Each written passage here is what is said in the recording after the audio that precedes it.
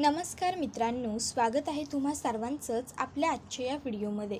आजच्या आपल्या या व्हिडिओमध्ये आपण जाणून घेणार आहोत मुरांबा या मालिकेच्या आजच्या भागाचे लेटेस्ट त्याचबरोबर इंटरेस्टिंग अपडेट. त्यामुळे पटापट व्हिडिओला लाईक करा, तसेच चॅनलला सबस्क्राईब करून बेल आयकॉन आठवणीने प्रेस करा, जेणेकरून पुढच्या प्रत्येक एपिसोडचं नोटिफिकेशन हे तुम्हाला अगदी पटापट मिळत जाईल. तसेच लाईक यासाठी करत जा मित्रांनो, कारण तुमचा एक लाईक हा आमच्यासाठी खूप महत्त्वाचा आणि मोलाचा असतो. त्याच्यामुळेच पुढे अशाच उत्तम व्हिडिओ बनवण्यासाठी आम्हाला मोटिवेशन मिळत असतं. चला तर मग मित्रांनो, अजिबात वेळ वाया न घालवता सुरुवात करूया आपल्या आजच्या व्हिडिओला. पण त्या अगोदर जाणून घेऊया नेमकं आजच्या भागात घडणार तरी काय. आजच्या भागामध्ये अक्षय आणि रमा छान फिरायला गेलेले असतात. ते रेस्टॉरंटवर जाणार असतात, पण काही कारणास्तव त्यांची एक ट्रिप खराब होणार असते. पण मग अक्षय एक असा जुगाड काढून टाकतो की ज्यानंतर अक्षय आणि रमा छान एन्जॉय करतात. तर दुसरीकडे साईची आई ही त्याला लग्नासाठी दुसऱ्या मुली दाखवत असते, पण तरीसुद्धा त्या मुलींमधूनसुद्धा साई रमालाच निवडतो. आता नेमकं काय घडतं हे तर आपल्याला पूर्ण एपिसोड पाहिल्यानंतरच कळणार आहे. तर अभ्या दादा हा मुद्दामून अक्षयच्या समोर म्हणत असतो की नक्की ही रमा ज्यावेळेस हरवली होती, अपघात झाला होता, त्यावेळेस कुठे होती, काय होती, इतके दिवस तुला काहीच माहीत नाही आहे. आणि त्यानंतर आता अभ्याने अक्षयच्या मनामध्ये एक विषाची जागा पूर्णपणे तयार करून दिलेली असते. त्यानंतर आता अक्षय हा रमाला विचारणार असतो की रमा, ज्यावेळेस तू हरवलीस त्यानंतर तू कुठे होतीस, कोणाबरोबर होतीस, माझ्यापासून लपवावं असं काही आहे का? आता रमा ही तर साईच्या घरी एवढे दिवस राहिली होती, पण आता रमा ही गोष्ट अक्षयला सांगणार का की नाही, हे सगळंच आपण आजच्या भागामध्ये पाहणार आहोत. त्यामुळे आता व्हिडिओला अजिबात वेळ वाया न घालवता सुरुवात करूया. तर आजच्या भागामध्ये अक्षय आणि रमा हे दोघंजणं चाललेले असतात. रमा ही अक्षयकडे एकटक बघत असते. अक्षय हा रमाकडे बघतो आणि तिला विचारतो, माझ्याकडे असं का बघते? त्यावर रमा अक्षयला सांगत असते, काही नाही, मला आवडतं तुमच्याकडे असंच बघत राहायला. म्हणजे आता जो काही अनुभव आला आहे ना, त्यानंतर विश्वासच बसत नाही, म्हणून बघत राहावं वाटतं, डोळ्यात साचवून ठेवावं वाटतं तुम्हाला. त्यावर अक्षय म्हणत असतो, मी काय तुळशीबाग आहे का? बायका तुळशीबागेत गेल्या की अरे वा, हे नवीन आलं आहे, ते नवीन आलं आहे, हे छान आहे, ते छान आहे, असं बघत राहतात. तसं बघतेस का माझ्याकडे? त्यावर रमा म्हणते, तसं नाही हो, मला आवडतं तुमच्याकडे बघायला. बघा ना, तुमचे हात किती सराईतपणे गाडीच्या स्टेअरिंगवरती फिरतायत. एखादी गाडी अचानक समोरून आली तर तुमच्या कपाळावरती लगेच आठ्या येतात आणि तुम्ही काहीतरी रिॲक्ट करता. अक्षय विचारतो, तू मला एवढं नोटीस करतेस? त्यावर रमा सांगते, नाही म्हणजे तसं काही नाही आहे, पण हो, माझ्या सुखाला कोणाची नजर नको लागायला, असं एवढं रमा बोलते. अक्षय म्हणतो, उगाच काही बडबडू नकोस गं.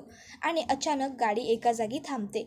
रमा म्हणते, लागली वाटते माझी नजर. त्यावर अक्षय म्हणतो, गप्प बस. आणि मग खाली उतरून गाडीतून तो गाडीचे टायर चेक करतो आणि म्हणतो, रमा, सगळं काही व्यवस्थित आहे, पण असं वाटतं पेट्रोलची टाकी फुटली असेल, सगळं पेट्रोल वाया गेलं आणि त्याचबरोबर काहीतरी पाईप वगैरे सुद्धा लीक झालं असेल, लागली तुझी नजर. त्यावर रमा अक्षयकडे बघते. तर अक्षय लगेचच हसत म्हणतो, अगं गमतीने म्हणालो मी, बरं आपण काहीतरी करता येईल का बघूया. आणि मग आता अक्षय हा फोनवर फोन करायला सुरुवात करतो. तर दुसरीकडे साई हा एकटाच एक जागी गप्प उभा असतो. त्याची आई त्याला आणून एका सोफ्यावरती बसवत म्हणते, हे बघ साई, इथे मी केवढ्या मुलींचे फोटो आणलेत बघ.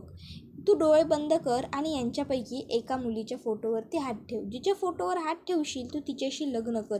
आता साईची अजिबात हे काही करण्याची इच्छा नसते, पण त्याची आई जबरदस्तीने त्याचे डोळे मिटते आणि मग ती स्वतःच्याच हाताने साईचा हात फिरवते आणि त्यातल्या एका फोटोवरती नेऊन ठेवत म्हणते, बघ ही पोट्टी किती सुंदर आहे ते बघ.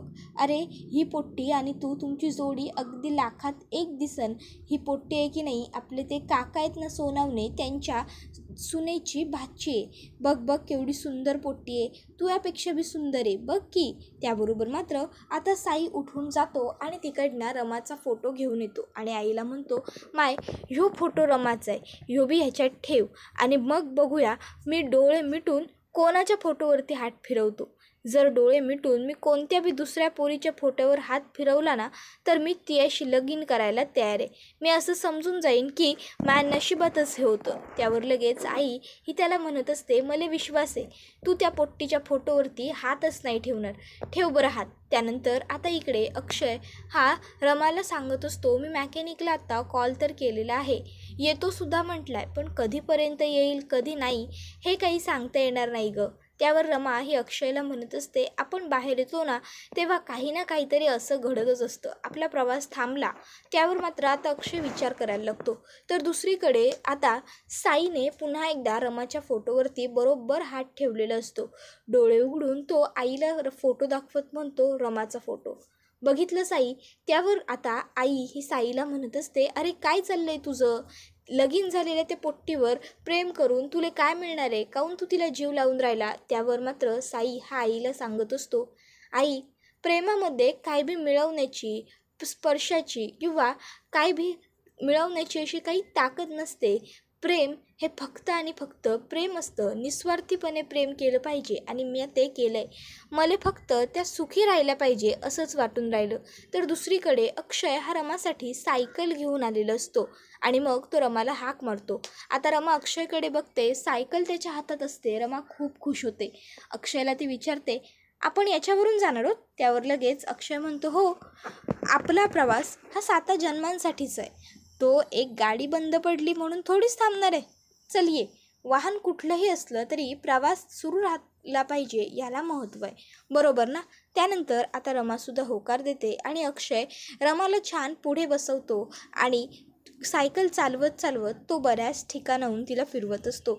रमा ही खूप खुश असते. त्यानंतर ती अक्षयला म्हणत असते, बरं झालं आपण दोघं छान फिरत आलो इकडे. ते अक्षय म्हणतो, मला की नाही ते जुन्या पिक्चरमधल्यासारखं वाटतंय नाही का, सायकलवरती ते ब्लॅक अँड व्हाईट फोटो असायचे तसं काहीतरी.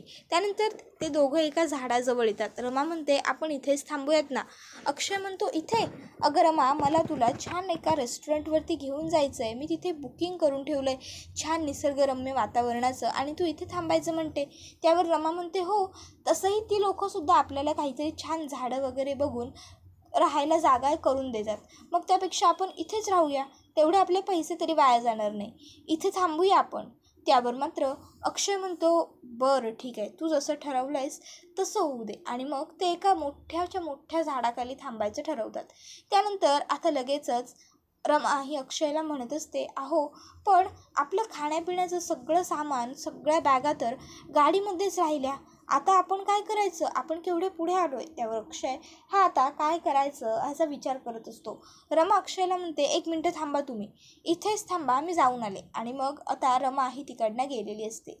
तर साई हा आईला म्हणत असतो, आई जर त्यांची याददाशच परत आली नसती तर केवढं बरं झालं असतं. कायमस्वरूपी त्या माया झाल्या असत्या. पण बघ ना, नियतीचा काय खेळ आहे. साला तो देव पण एकाला दुसऱ्याच्या प्रेमात पडतो आणि दुसऱ्याला तिसऱ्याच्याच प्रेमात पडतो. अगं आई, तू चिडू नकोस ना. माई फक्त एवढीच इच्छा आहे की त्यांनी सुखी असावं. खरंच. त्यानंतर आता साई हा आईला समजावत असतो. तर दुसरीकडे अक्षय हा छान रमाबरोबर मिळून स्वयंपाक बनवत असतो. तो रमाला विचारत असतो, पण रमा, मला एक गोष्ट कळली नाही. तुला हे कसं कळलं की आता आपल्याला इथे कोणत्या कोणत्या वस्तू का लागणार आहेत आणि किती किती लागणार आहेत ते बरं? त्यावर रमा ही अजिबात वेळ वाया न घालवता अक्षयला पटकन सांगते. ते काय आहे ना, बायकांच्या मनामध्ये एक ॲप असतं. त्या ॲपवरती आपल्याला आता कुठलं सामान आणि किती प्रमाणात लागणार आहे याचं लगेच कॅल्क्युलेशन होतं. किती कांदे, किती टोमॅटो, किती बटाटा, त्याचबरोबर किती लसूण वगैरे, या सगळ्याचं कॅल्क्युलेशन पटापट होतं आणि मग काय, आम्ही सगळं सामान घेऊन येतो. त्याबरोबर अक्षय हा रमाला म्हणत असतो, असं आहे का, मग हे ॲप मलासुद्धा डाउनलोड करून दे ना. त्यावर रमा म्हणते, नाही मिळणार, ते फक्त बायकांच्या मनामध्ये असतं ना. त्याबरोबर अक्षय रमाला म्हणत असतो, अरे असं का? माझ्या बायकोच्या मनात आहे, मग ते माझ्याही मनात असलं पाहिजे. तिच्या मनात जे आहे ते मलाही हवं आहे की. त्यानंतर आता अक्षय आणि रमा हे दोघंजणं असे छान गप्पा मारत मारत स्वयंपाक बनवत असतात. रमा छान भाकरी बनवत असते, तर अक्षय हा तिला भाजीसाठी जे जे काही साहित्य लागणार असतं ते सगळं काही कापून देत असतो. ज्वारीची भाजरी, बटाट्याची भाजी असा त्यांचा छान मेन्यू असतो. पण अक्षयला आता एक गोष्ट सुचते. अक्षय म्हणतो, अरे अरे अरे, एक गोष्ट कमी आहे. आता रमा विचारते, आता काय राहिलं? त्यावर अक्षय म्हणतो, तू इथेच थांब, मी आलो आलो आलो आलो आणि मग अक्षय पटकन चप्पल घालतो आणि तिकडनं जात असतो. आता मात्र रमा त्याला पटकन ये असं सांगत असते. तर दुसरीकडे साई हा म्हणत असतो, त्यांची याददाश्त परत आली नसती तर केवढं बरं झालं असतं माय. त्या कायमच्या माझ्या झाल्या असत्या, पण काय करणार गं आता. जर त्यांची याददाश्त परत आली तर जे काही झालं ते चुकून झालं. त्यांची याददाश्त गेली होती, त्यांना काही आठवत नव्हतं आणि मला काही माहीत नव्हतं. तर आता रमा ही अक्षयची वाट बघत बसलेली असते. ती विचार करत असते, कुठे राहिले हे? सगळा स्वयंपाक तयार झाला, अजूनही यांचा पत्त्या नाही. किती उशीर? सगळा विचार करत असताना रमाला अक्षयचा आवाज येतो. आता रमा पटकन त्या दिशेने जाते तर अक्षयला ते बॅरियर ओलांडून ती टोपली हातात घेऊन येता येत नसतं. मग तो ती टोपली रमाच्या हातामध्ये देतो आणि स्वतः ते बॅरियर क्रॉस करून आलेला असतो. आता त्याच्यामध्ये छान रानमेवा असतो. रमा रानमेवा बघून खूप खुश झालेली असते. त्यामध्ये बोरं, जांभळं, त्याचबरोबर कैरीसुद्धा असते. आता अक्षय हा रमाला म्हणत असतो, बघ उघडून. रमा बघते तर सगळा रानमेवा बघून रमा खूप खुश होते. अक्षय म्हणतो, आता तुझ्या मिरचीच्या ठेच्याला 5 मिनटं दे, बघ काय मस्त टेस्टी ठेचा बनवतो मी. आणि मग आता अक्षय छान कैरी वगैरे कापून, मिरची वगैरे कुटून ठेचा बनवतो आणि त्यानंतर मग अक्षय आणि रमा दोघंजणं एकत्र जेवायला बसलेले असतात. अक्षय रमाला भरवत असतो, रमा अक्षयला भरवत असते.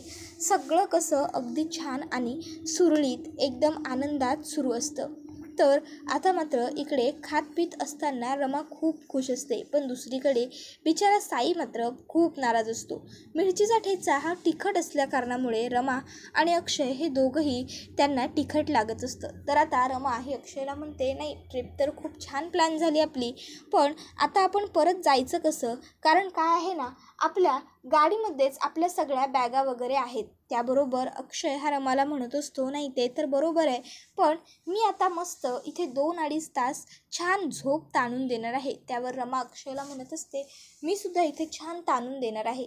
त्यानंतर आता लगेचच अक्षय आणि रमा हे दोघंजण जेवून वगैरे घेतात आणि तिथेच झाडाच्या खाली पारावर ते दोघं झोपून घेतात. आता रमा ही अक्षयच्या मांडीवर डोकं ठेवून झोपलेली असते. तर अक्षयला ती सांगत असते, खरंच बघा ना, आपली आवडती व्यक्ती आपल्यासोबत आहे, ही फिलिंगसुद्धा केवढी बेस्ट आहे. म्हणजे आपल्याला माहीत असतं, काहीही झालं, अगदी जग इकडचं तिकडे आलं तरीसुद्धा ही व्यक्ती कायम आपल्यासोबत असेल. ही कधीच आपली साथ सोडणार नाही, नाही का हो? त्यावर अक्षय म्हणत असतो, हो ना, खरंच. तर रमा ही म्हणत असते, म्हणजे बघा ना, जगामध्ये केवढं सुख आहे. नवीन साडी, नवीन घर, नवीन नोकरी, पगारवाढ, बिझनेसमध्ये प्रॉफिट, पण तरीसुद्धा हे जे सुख आहे ना, ते काहीतरी वेगळंच असतं, बरोबर ना? त्यावर अक्षय होकार देतो. रमा अक्षयचा हात पकडून झोपलेली असते. आता तिच्या डोळ्यात पाणी आलेलं असतं आणि मग ती डोळे मिटते. त्याबरोबर अक्षय स्वतःच्या मोबाईलवरती गाणं लावतो, पाहिले ना मी तुला ना पाहिले. आणि मग आता अक्षय आणि रमा हे दोघंही जण आनंद घेत असतात छान गाण्याचा आणि डोळे मिटून रमा पडलेली असते तर अक्षय बसलेला असतो. कितीतरी दिवसांनी रमा आणि अक्षय हे दोघं जण असे छान एकत्र फिरायला आलेले असतात आणि मजा करत असतात. त्यानंतर आता रात्रीचे ते घरी आलेले असतात. तर आता मात्र अभ्या हा गच्चीवरती आलेला असतो आणि तो पुन्हा एकदा दारू प्यायला घेत असतो. मग तिकडे अक्षय येतो आणि त्याची बाटली पकडत म्हणतो, अभ्या, त्या दिवशीच तुला सांगितलं होतं ना की पिऊ नकोस म्हणून. त्यावर अभ्या म्हणत असतो, अक्षय, तुझं लाईफ खूप सॉर्टेड आहे रे, सोपं आहे, त्यामुळे तू असं काहीतरी बोलत असतोस. तुझ्या आयुष्यातून निघून गेलेली रमा पुन्हा तुझ्या आयुष्यात आली आहे, खोटी. त्याबरोबर आता खोटी हा शब्द अक्षय ऐकतो आणि लगेचच अभ्याला विचारतो, काय म्हणालास तू आत्ता, काय म्हणालास? त्यावर अभ्या म्हणतो, नाही काही नाही. त्यावर अक्षय त्याला खोदून विचारतो. तर अभ्या म्हणत असतो, रमा ॲक्सिडेंट झाल्यानंतर एवढे दिवस कुठे होती, कोणाबरोबर होती, आपल्याला काहीच माहीत नाही आहे ना. त्यावर मात्र अक्षयला राग येतो आणि अक्षयने चक्क अभ्याची कॉलर पकडलेली असते. पण मग शेवटी आता अक्षयच्या मनामध्ये विषयाची भावना अभ्याने सुरू करून दिलेली असते. मग अक्षय हा लगेचच खोलीमध्ये आलेला असतो. दार बंद करून तो रमाला विचारत असतो, रमा मला सांग, तुझा ॲक्सिडेंट झाल्यानंतर मी तुला वाचवेपर्यंत तू कुठे होतीस, कोणाबरोबर होतीस? अशी काही घटना घडली आहे का जी तुला मला सांगायता येत नाही आहे किंवा तू माझ्यापासून लपवून ठेवली आहेस? आता मात्र रमा घाबरते आणि रमा अक्षयला काहीच उत्तर देत नसते. त्याबरोबर हा व्हिडिओ इथेच संपतो. पण मित्रांनो, आता तुम्हाला काय वाटतं? अभ्याने जे काही केलं, अक्षयच्या मनामध्ये विषयाची भावना निर्माण केली, ती योग्य आहे की चूक? तो उगाचच्या उगाच अक्षय आणि रमाच्या मध्ये येतोय की नाही, ते आम्हाला कमेंटमध्ये नक्कीच सांगा. त्याचबरोबर आता तुम्हाला काय वाटतं? रमा अक्षयला कधीतरी साईबद्दल आणि तिच्या पास्टबद्दल, म्हणजेच ते दोघं जण लग्न करणार होते, ते प्रेमात पडले एकमेकाच्या, हे सगळं सांगू शकेल का? आणि जर रमाने अक्षयला ह्या सगळ्या गोष्टी सांगून जरी टाकल्या तरीसुद्धा अक्षय या सगळ्यावरती काय रिॲक्ट होईल, तुम्हाला काय वाटतं ते आम्हाला कमेंट करून नक्कीच सांगा. त्याचबरोबर आपल्या व्हिडिओला लाईक आठवणीने करा आणि चॅनलला सबस्क्राईब करून बेल आयकॉनसुद्धा प्रेस करायला विसरू नका. मित्रांनो, तुमचा एक लाईक हा आमच्यासाठी खूप महत्त्वाचा आणि मोलाचा असतो, कारण तुमच्या एका लाईकमुळेच आम्हाला पुढे काम करण्यासाठी आणखीन जास्त मोटिवेशन मिळत असतं. त्याचबरोबर चॅनलला सबस्क्राईब करून बेल आयकॉन आठवणीने प्रेस करा, जेणेकरून तुम्हाला प्रत्येक एपिसोडचं नोटिफिकेशन हे अगदी पटापट मिळून जाईल आणि सर्व व्हिडिओंचा आनंदही घेता येईल. त्याचबरोबर आपला हा व्हिडिओ तुमच्या जास्तीत जास्त कुटुंबियांसोबत तसेच मित्रपरिवारांबरोबर सुद्धा नक्की शेअर करा, जेणेकरून त्यांना सुद्धा छान पद्धतीने आनंद घेता येईल.